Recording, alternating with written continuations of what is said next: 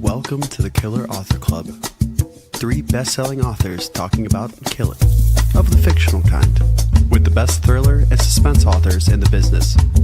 Killer conversations, killer cocktails, and killer guests, with your hosts, Kimberly Bell, Heather Gutenkauf, and Kara Ruda.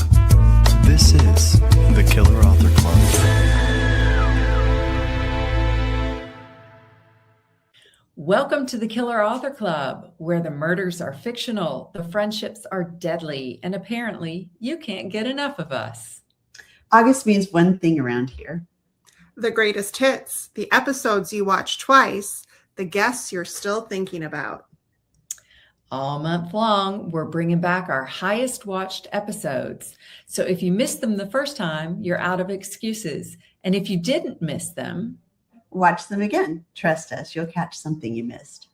Consider it a reread, but faster. Here's what's coming up for you this August. August 4th, Jeneva Rose and Gregg Hurwitz, 2 killers, 1 episode, you do the math. And on August 11th, Patricia Cornwell and John Mars, a legend and a nightmare, sharing the same screen. And August 18th, Paula Hawkins and Lisa Scotolini. If you sleep through this one, we can't help you. And August 25th, Robin Harding and Will Dean, the perfect way to end a very dangerous month. 4 Tuesdays, 8 killers, and 0 reasons to leave your couch. I'm Killer Heather Gutenkauf. I'm Killer Kara Ruda. And I'm Killer Kimberly Bell.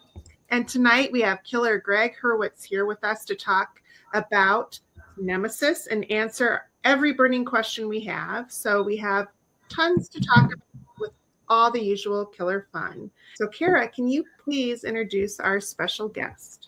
I will. It's my pleasure. This is an amazing bio, actually. Okay, so Gregg is the New York Times #1 internationally best-selling author of 24 thrillers, including the Orphan X series.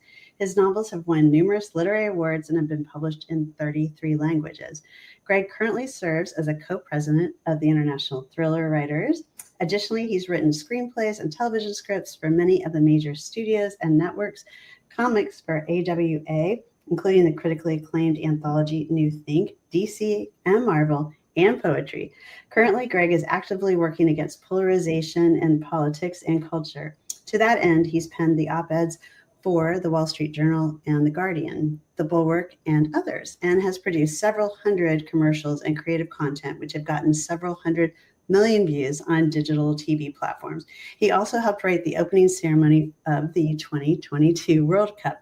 I don't know how he does it all. We'll find out. Congrats, Gregg, and welcome to the Killer Author Club. It's good to see you all. Thank you for having me. We're so happy you're here. Okay, and we have so many questions about Nemesis, but can you start by giving us a brief elevator pitch about the story? Yes. Well, for those of you who don't know Orphan X, his name is Evan Smoke. He was taken out of a foster home at the age of 12 and trained in an off-the-books program to be an assassin. But his handler and father figure just loved him, the guy who was in charge of him. And he tells him something that I repeat in every book. He says, the hard part isn't going to be making you a killer. The hard part is keeping you human.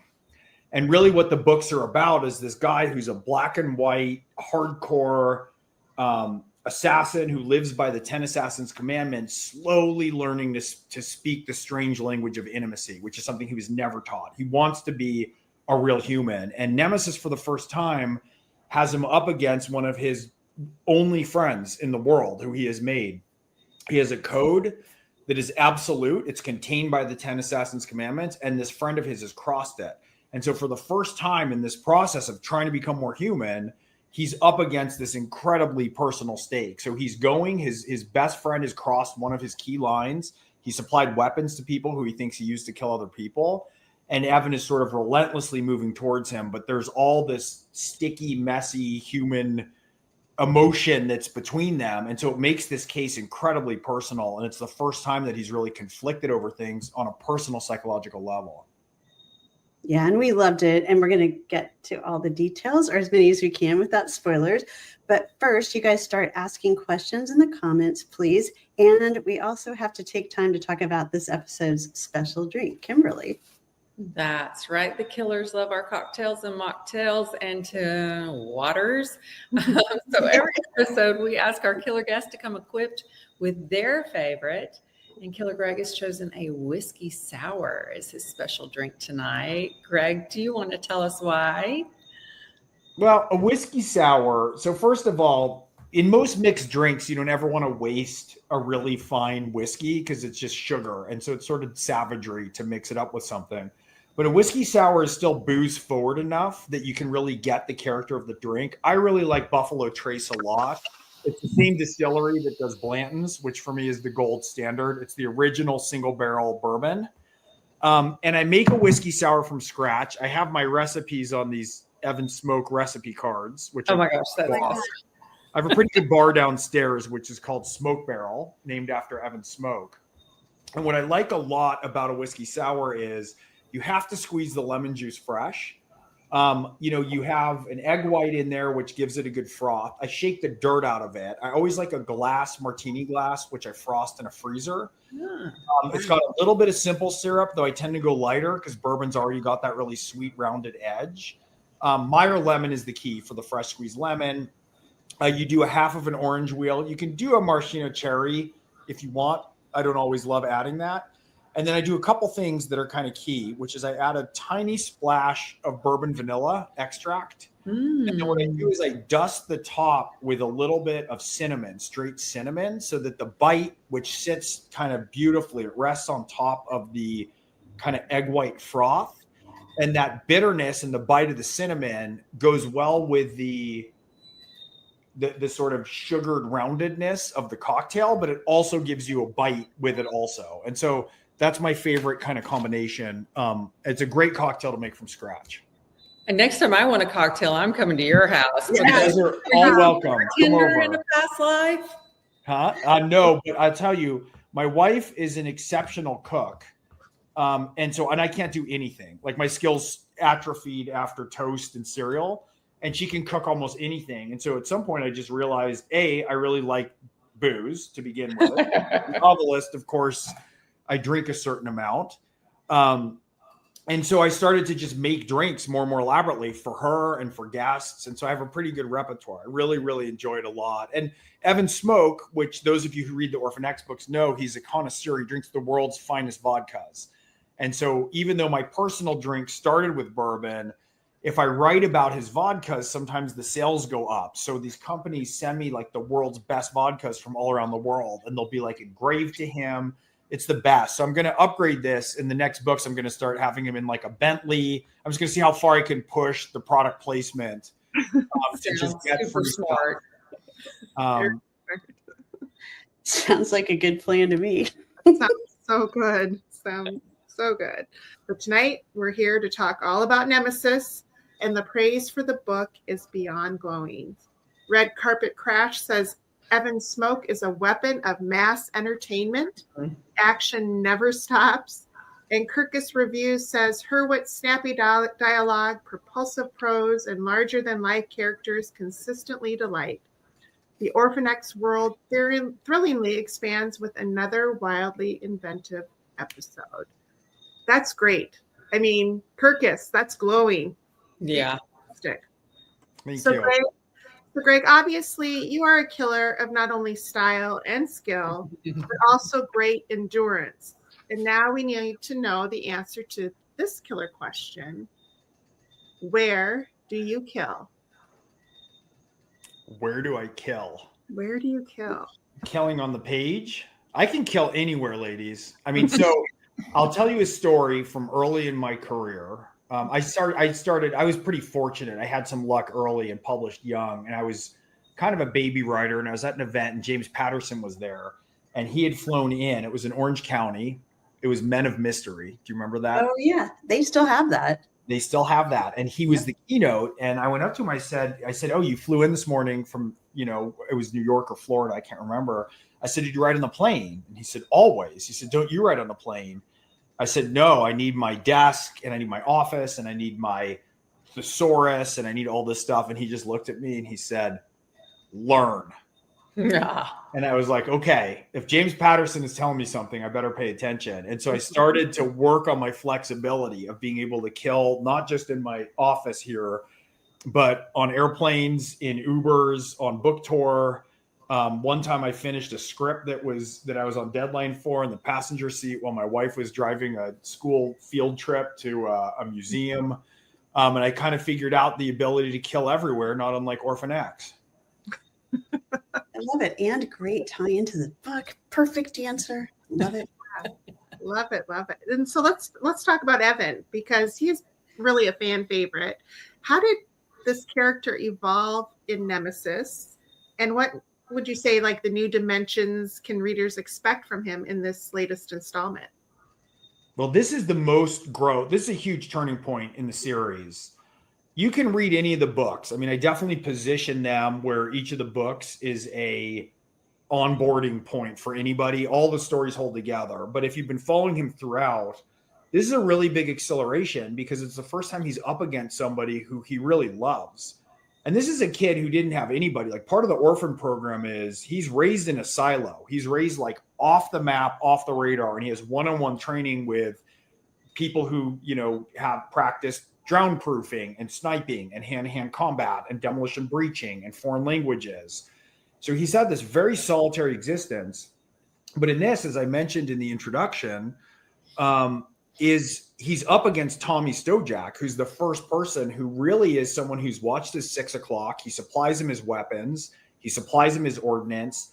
And he really loves this guy. And so to be up against him in this way, it's always where change happens. I mean, you mentioned in my bio that, you know, about polarization in the culture, and, you know, we're seeing just so much sort of anger and disparity and polarization.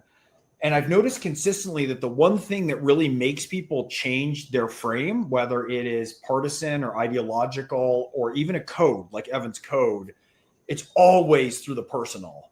Like, I really had somebody who said, oh, I read the most fetching op-ed in the Washington Post and my worldview is now completely different. It comes from having friends who you know to be good, who are doing things that you don't understand. And you have to give them the benefit of thinking that there's more to it, that your sort of rigid code that you occupy in your life, there's got to be something else if somebody you care about that much thinks differently or believes differently or votes differently or has a different set of values. And so this book is really about that. I mean, Tommy's goes off to a state, you know, he has a sworn promise to a friend of his who died in war in his arms. And he made a promise to him that he'd look after his kids if ever there was a problem. He's looking after these kids. These aren't good kids. They're a disaster. And Tommy's trying to figure out and fix it. And as Evan goes after him, because their codes have conflicted, you know, pretty soon he moves on from Tommy to understanding that these are the types of young men, problematic young men, who he also goes after. And so the tension that comes of him and between him and Tommy, and we're seeing Tommy sort of try to do good and try and figure it out. That's really the impetus for the growth, is Evan realizes that this immovable code that he has, immutable code, is sort of shattering into all these emotions that are very confusing for him and are very personal. And is he going to consider them?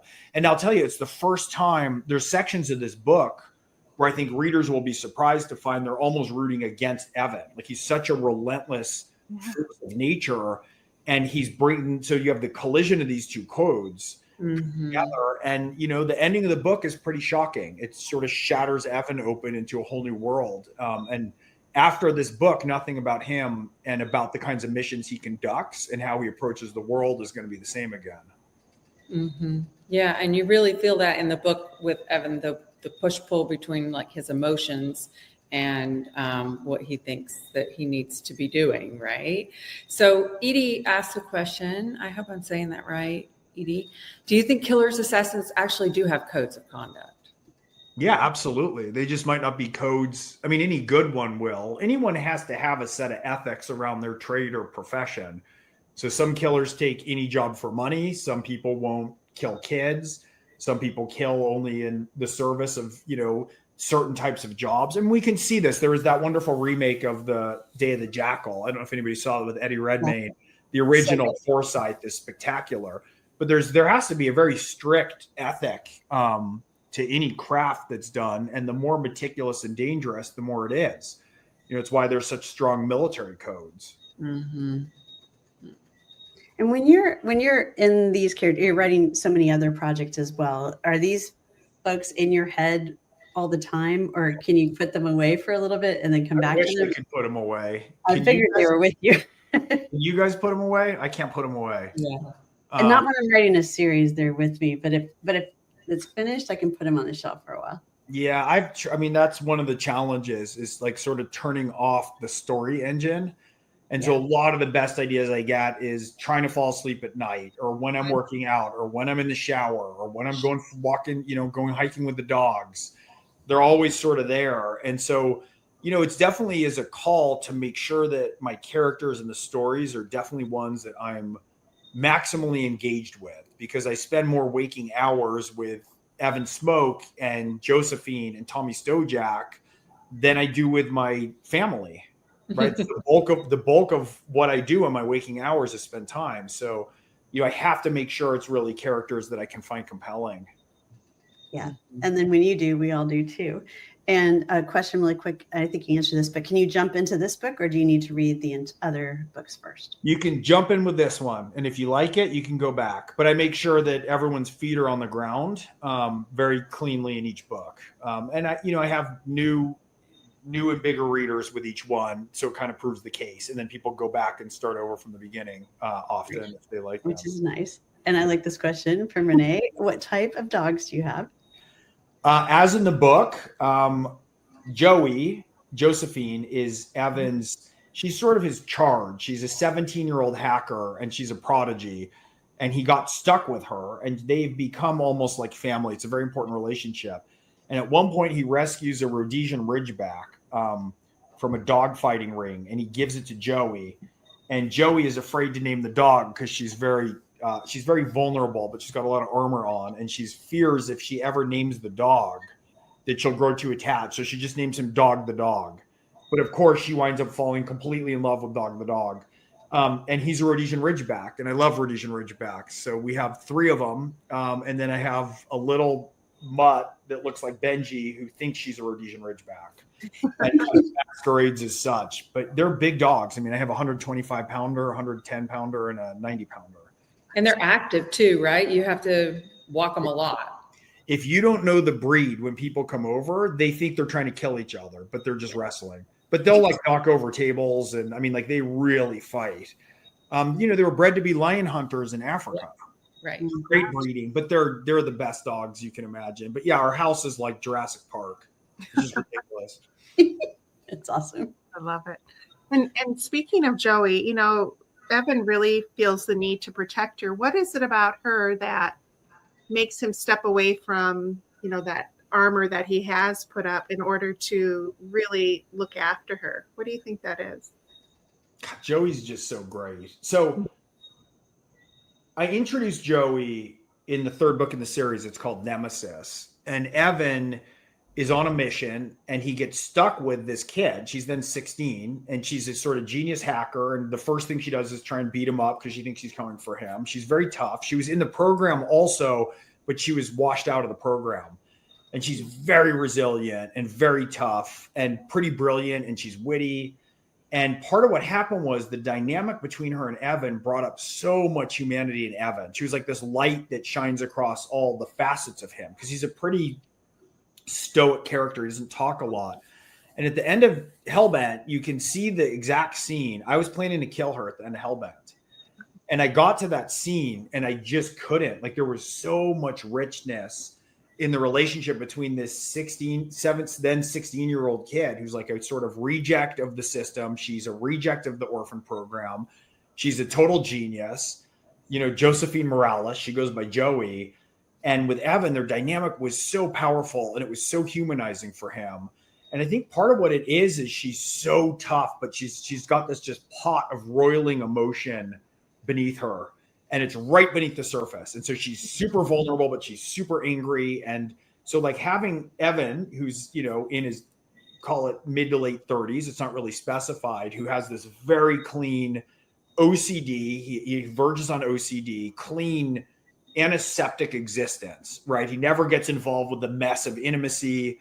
To have him engaging with this, like, you know, tempestuous, brilliant young woman, it's such a perfect and continuous test for him. And their relationship for me is always one of the most important things in the books that I write about. Relationships and character are everything.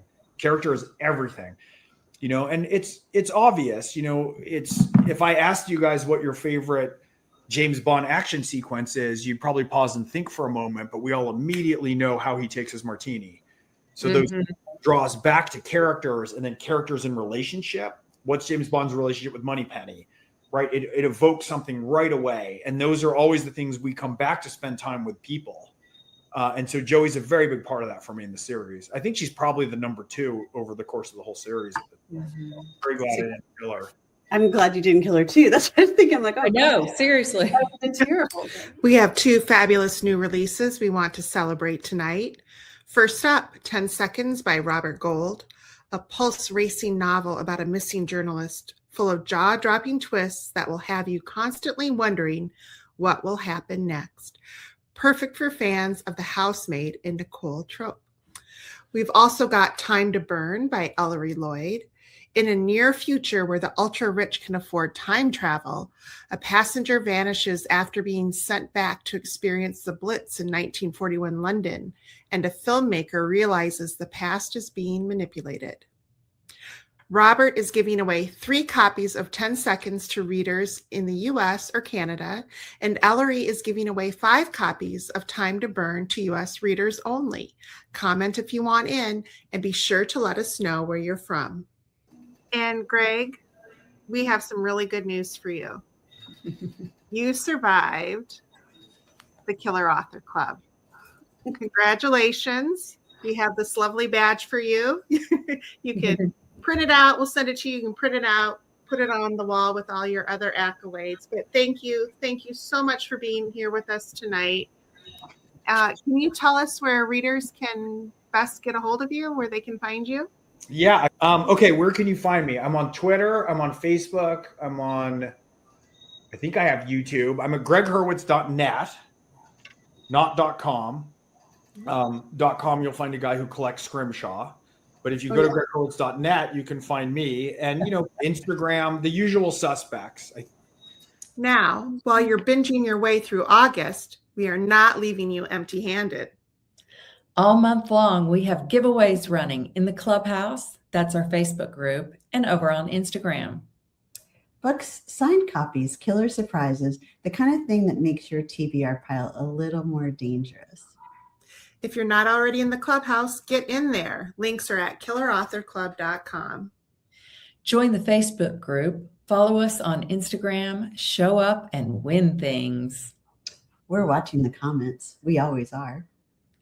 Hugo, we have one more thing to tell you about, and this one's personal. The 3 of us wrote a book together, a thriller. It's dark and it's twisty, and we are not sorry. It's called Take Back the Night, and it's about 3 college women who 15 years ago exposed a campus predator on live radio. When he vanished soon after, the world called it justice. The girls called it freedom, but they were wrong. Now he's back, and so is Take Back the Night, which publishes on January 12th, 2027. And here's the part you really want to hear. Pre-order it today from your favorite bookseller, and then enter to win some killer swag. That's right. Pre-order our book, email us the receipt, and then cross your fingers your name gets pulled from the hat for our exclusive limited edition Killer Author hat, plus a signed bookplate from all 3 killers. Details are all on our website, killerauthorclub.com, under the tab Killer Book. And while you're there, sign up for our newsletter so you never miss any news. In the meantime, thanks so much for being a part of the club. We're so glad you're here. And tonight we have Killer Jeneva here with us to answer every burning question about the perfect marriage.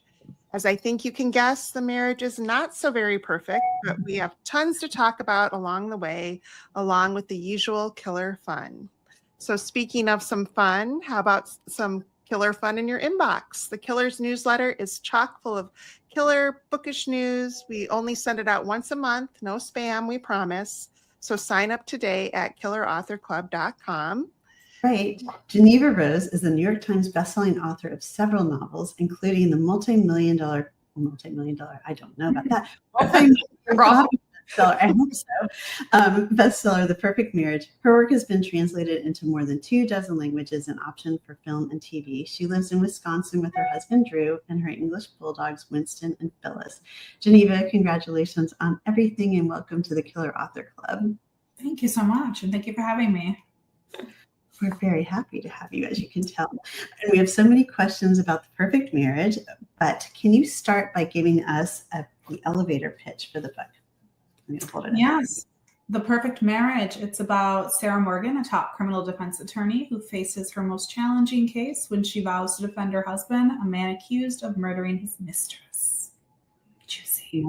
I love it. Can you tell us about the special drink, Kimberly? Yes, the killers love our cocktails and mocktails and tasty drinks. So every episode, we ask our killer guests to come equipped with their favorite, and recipes for tonight's drink and all the killer cocktails that have come before are at killerauthorclub.com under the tab Killer Cocktails. But Killer Geneva made me laugh out loud when I saw the name of hers. It is called The Scott as her special drink tonight. Geneva, please tell us why. This is a real drink, and I actually made it last year. I think it was last year I made it as like my publisher wanted me to do a special cocktail, and I found one that was literally called the Scott, and it's delicious. It's a really good drink. It's really called the Scott. It's literally called the Scott. I looked up like Scott cocktail, and it popped up, and I was like, perfect. That is the drink I'm doing.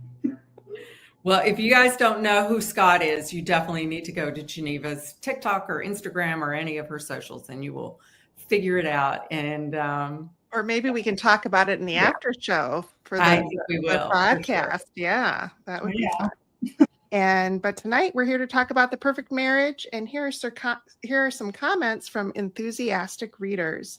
Kept me on the edge of my seat, gripping from the very first page. I read this in one sitting.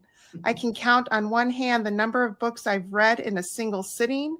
This is one of those books, and it had me hooked literally to the last page, and I can attest to that too. So, Geneva, you are obviously a highly skilled and devious killer, and now we need to know the answer to the question, how do you kill? How do I kill? Well, that one says How or when, either or. yeah, how or when, whichever. In the morning. No one suspects a morning kill. I love it. It's always Do you at write? night. Yeah. Do you write in the morning as well? I do. My sweet spot is like 10 a.m. to like 3 p.m. Mm-hmm. It's my sweet tea. That sounds familiar. That's me too. Yep. I'm too tired before 10 a.m. and I'm over it after 3.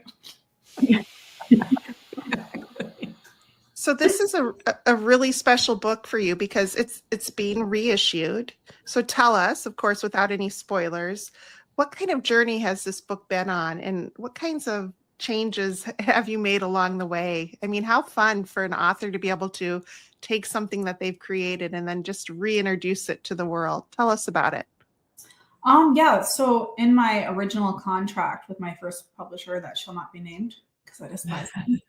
I got my rights back because there was a 5-year clause, and I knew when I got those rights back that I wanted to, it had never been released in hardcover. So I wanted it to give it a beautiful package. And it's because this book was the book that it was my debut, and it also launched my career. It allowed me to be a full-time writer. So I wanted to give something beautiful back to my readers. They gave me a career, and I wanted to give them a beautiful package. And then with the sequel coming out in April, I wanted to ensure that it matched the sequel. So the sequel will also have blood sprayed edges. It'll just be flipped. So it'll be going the other way. And they'll look really pretty on a shelf together. I love it. It's so cool. It really is. I've never seen anything like it. And I'm like, this is just the coolest thing. And then the publisher hated me with how many, I was like, nope. Oh, all of these right here. Those are all prototypes that were sent to me. No. Stop. Really? Every single one. There's like 16 or 17 of them. And then I just kept, I don't know, making more changes. And I had a vision for it. And so I'm glad that they were able to bring it to life. I mean, I couldn't. The illustrations, because it has illustrations in it too. That was Sarah Riedlinger. She is a very talented graphic designer and an artist. She drew those, just like she drew the stickers. That was like the Scott sticker. That was a picture actually of Drew. And then the new one that came with the pre-order campaign for Home is Where the Bodies Are was a picture of me. And she drew those too. So that was a really cool addition to add that with the bonus chapter to make that bonus chapter a little more special. So when did this book originally come out? What year? It came out July of 2020. Wow. Very small publisher, digital first out of the UK. They had no marketing behind it. And obviously they did very well with me promoting it on TikTok and Instagram. And I got it. I went viral so many times with it. And then at a certain point, the people that loved it, they ran with it. And it had that thing we can never count on, which is word of mouth marketing. Yeah. And from there, it's continued to have a very, very long shelf life, which is it's the gift that keeps on giving. So which came first then? The going viral on TikTok, and then that kind of set things in motion for the sales of the book? And oh yeah, my first video, I had one that got nearly 1 million views in like September of 2020, but it was January of 2021 when I came up with it became a book talk trend where you pretend to be the protagonist in your story and then you show the book. That was actually a trend I started in January of 2021, and I got 5 million views on that first video. Fantastic. I think I'm going to need to try that one. It's become oversaturated. Now everyone does it. Try something, come up with something different and then get it to us first. That's fantastic, Jeneva. Yeah. Could you believe it? Could you believe it every time you opened up TikTok? No, when I posted that, I thought people were going to be mad at me and think like, oh my God, you're a liar. You tricked us. But they were like, this is genius. All books should be pitched this way. I would read more if people could tell me like a sentence or something. And I was like, you just got to hook them. And I hooked enough of them. Yeah, you did. And wait, I just want to say to people watching that aren't familiar with this, like to have a book that's reissued is one thing, but then to have like all those prototypes sitting behind you and actually get the creative input to have your dream of what it could be come to life. Wow, that's just really unheard of and really special. So congratulations. Thank you. Let me show you one of these because it was like I cried. It was so bad. Yeah, I'd love to. I was like, no. Wait, does anyone? Oh, the wedding ring. Yeah. This was a no. This one, I was like, this looks like a cozy mystery. It's a no. Yeah, I agree. And my notes were just like, no. But we got there. And I think it was like actually the underside of one of these that gave me the idea for what actually became the cover. Yeah. I don't know if this is interesting or not. No, keep doing it. Keep going. But yeah, one of the undersides gave me the idea for the cover. Because I was like, I don't want to. Oh my God. So many prototypes. Yeah. It's so much fun. Some of my comments was, oh my God. And it's so cool to be able to see it in person because it translates so differently from like computer to the actual physical copy. So that's really cool. That's what gave me the idea. And I was like, yeah. And then there were ones too, like end papers that started out like this. No. I'm a very visual person. Even a lot of times when like I'll get a cover sent to me, I'll go into Canva and I'll like design my own and send it to them. And they're really? Like, wow. I love playing around with Canva. Canva can be addictive. It is a lot. About a time suck though. Yeah, for sure. That's like when I procrastinate. I'm like, let me have fun in here. I don't have the talent to like really design something that would be the final thing, but I can give the vision. Right. Yeah, that's about it. So you have a fun story that I heard about you and your brother, because you wrote together with your brother about where the idea of the perfect marriage came from. And it made me laugh because he was like, no, but tell us a little bit about that. That was so much fun. Yeah. My brother and I like started writing like scripts, screenplays for fun. And then he and I got into it together, and he's like 7 years older than me.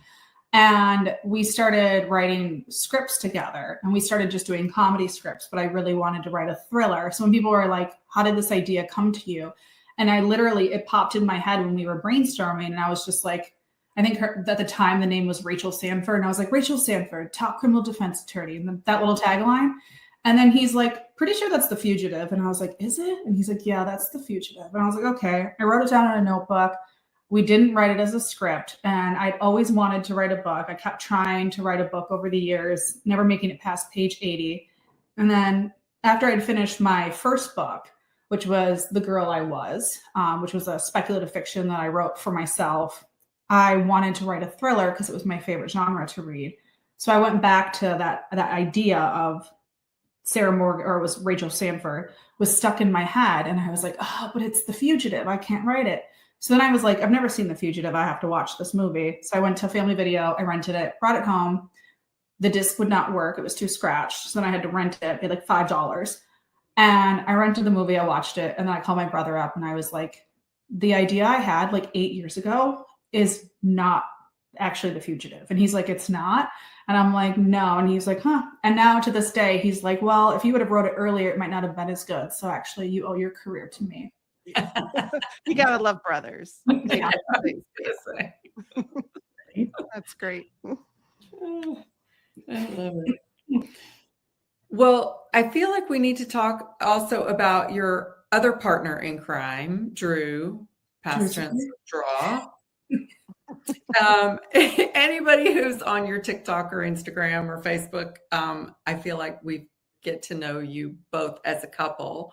And you created an audio original together called Crime Times.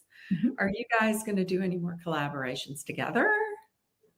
I don't know. We haven't talked about it. With hashtag Crime Time, we would love to do a second season, but I don't think it's sold well enough. So, and audio is just hard. Anyways, audio originals, and that it was written like a script. I think we would like in the future, maybe. I mean, we had a lot of fun working together. Does he follow you around all day with a camera? No, I have to like force him to. Really? I'm like, I need to record a video, or like, hey, let's do a video together. And he'll be like, oh, I gotta go put on pants. I'm like, your legs aren't gonna be in it. Otherwise, he does like, I don't know what he does. We just moved, so he does a lot of little things around the house now. And always a million things to do. Yeah. People are on here. Drew is amazing. Drew, I don't know if he's over there. Yeah, he can hear. He sounds excited to be talking to us. Yeah, we're just like, you can come say hi. Everyone loves you. He's coming. Oh, yes? Good. Okay, good. Yeah. What were you doing there? Yes. Oh, and he's bringing Phyllis. Oh, Phyllis, the new dog or the other dog? Which dog? Oh my gosh. Oh my gosh. Adorable. Hi, Drew.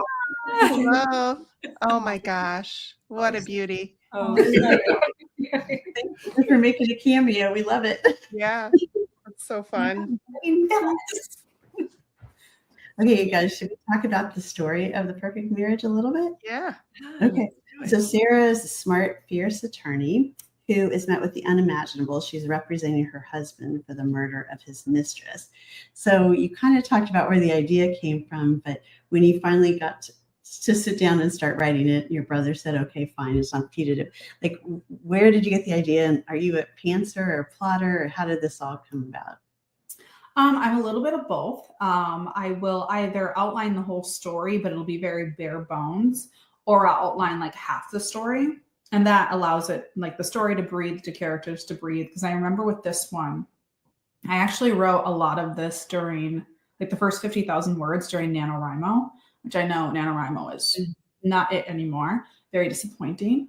But I wrote the first 50,000 words during that. And I remember like one of the twists at the end, not the main twist, another twist, came about during a writing sprint. And I was like, oh, that's it. That makes sense. And so that was like one thing that was like totally came out of nowhere. I did not expect it. And now it's like a huge part of The Perfect Divorce, which is really cool. Otherwise, no, I'm like, I mean, basically it was really centered around these two characters. One, I thought about, you know, the husband who had this little flash of a career and then it kind of fizzled out, and how that would make a person feel to watch their partner have a lot of success and then kind of put that career over like starting a family or anything else to like really be there for the partner. And so I thought about what that would do to a relationship or a marriage that was seemingly perfect and maybe it's not anymore.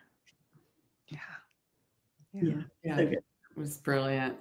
And then The Perfect Divorce, which comes out in April, right?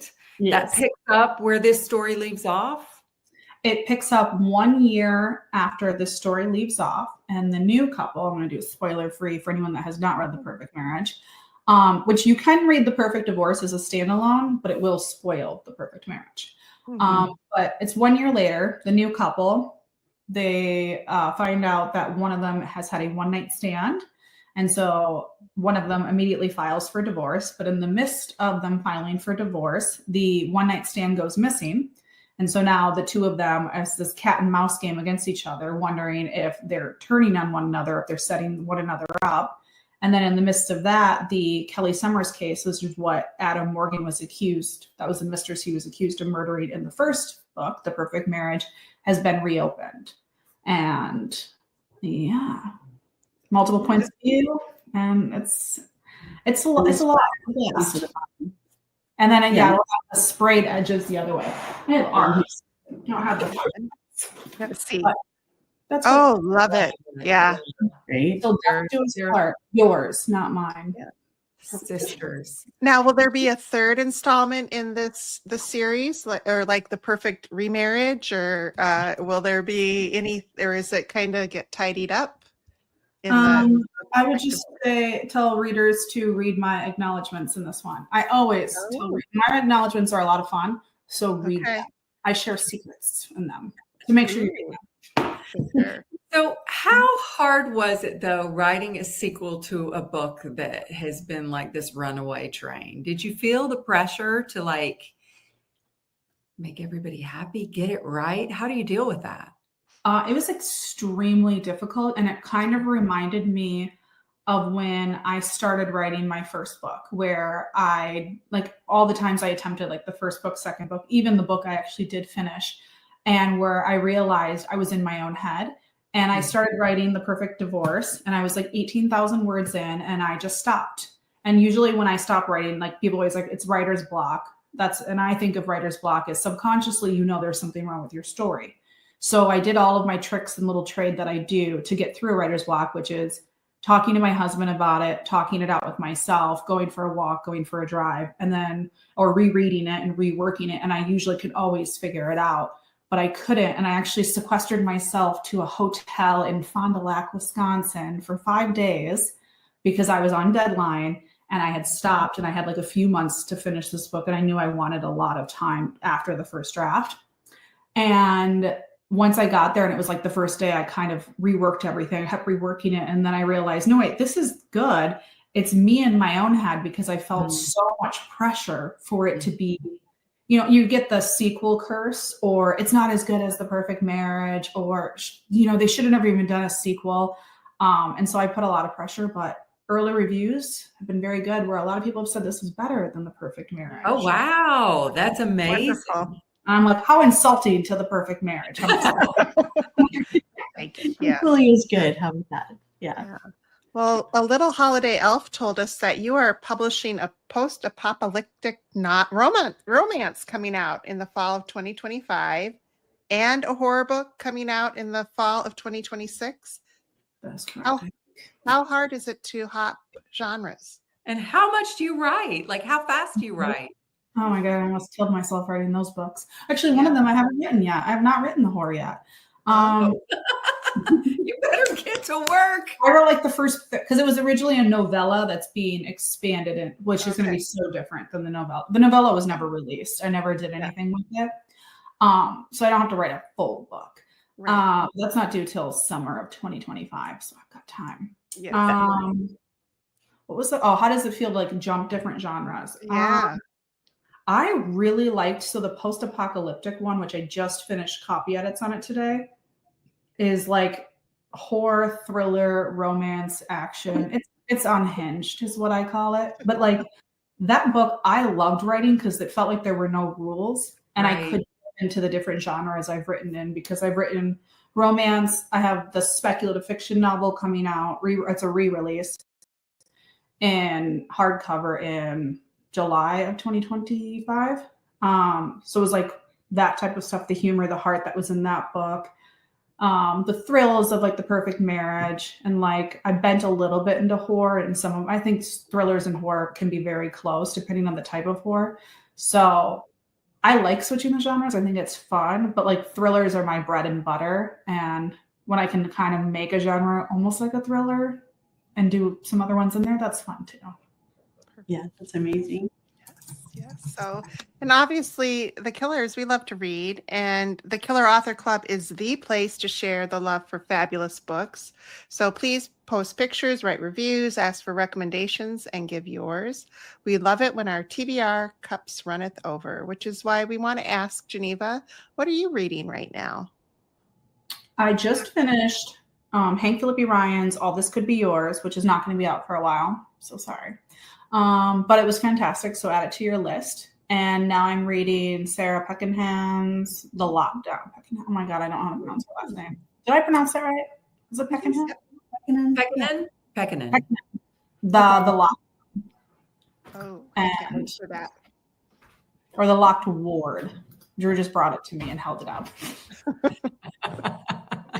Oh, Drew. That's what I've read so far. I don't know when that comes out. My blurb's not due till like February, so that's also probably not coming out for a while. My bad. Drew Both knows. of those are fabulous writers and killer alums. They've been on the show as well. Yes. Yeah, I'm always the worst at like, what are you reading? Oh, I'm reading a book, but you can't read it for like a year. So, we'll be looking forward to it though. So that's great. So Jeneva, tell us where our listeners and viewers can find you. You can find me on my Facebook page, Jeneva Rose, or TikTok and Instagram is Jeneva Rose Author. And if you'd love to join a super cool group called Jeneva Rose's Convention of Readers, I call them my silly geese. And if you do, then if you're a part of the group, then when this book releases, because my acknowledgments is for my gaggle of geese, may you fly high and stay silly. So if you want a book dedicated to you, you'll be in my Facebook reader group. I love that. Do they get early reads sometimes? Are they like a street team? I post in there just like random stuff that I wouldn't post on my like reader group. I need to be better about my giveaways in there, but I do share my news in there first, so it always gets posted in there. Cover reveal, stuff like that. There's always a giveaway dedicated to there, which is a smaller group compared to my other social media platforms, so better odds of winning there. And then Drew posts in there too. He's supposed to be doing his Monday motivations, but he hasn't done that in like a month. So Not feeling very motivated. You guys have been moving. yeah, we were busy. We Lots of just silly geese in the comments here. So lots of geese. All right. So I have good news for you. You survived the Killer Author Club. Yeah. Bam. It was a close one, but you survived. And thank you so much for being here. We love chatting. Thank you for having me. Of course. So much fun. And so that does it for tonight's episode. Thanks to everyone for tuning in. And for all the information you need, times, upcoming schedules, past episodes, recipes, and merch, surf to killerauthorclub.com. Thank you for being part of the club. And here's what you're really waiting for. September 1st, we're back live. With Charles Donnelly. Mark it. Set an alarm. Tell your people. September 1st, Charles Donnelly live. You don't want to be the only killer who misses it. Until then, trust no one. Question everything. Have a killer August. See you in September. That does it for tonight's show. Thank you for tuning in. If you'd like to catch our next show live, we're every other Tuesday night on Facebook, Instagram, and YouTube. For times, upcoming schedule, and to catch up on past episodes, visit us at killerauthorclub.com. Happy reading. Now get on out there and kill that TBR.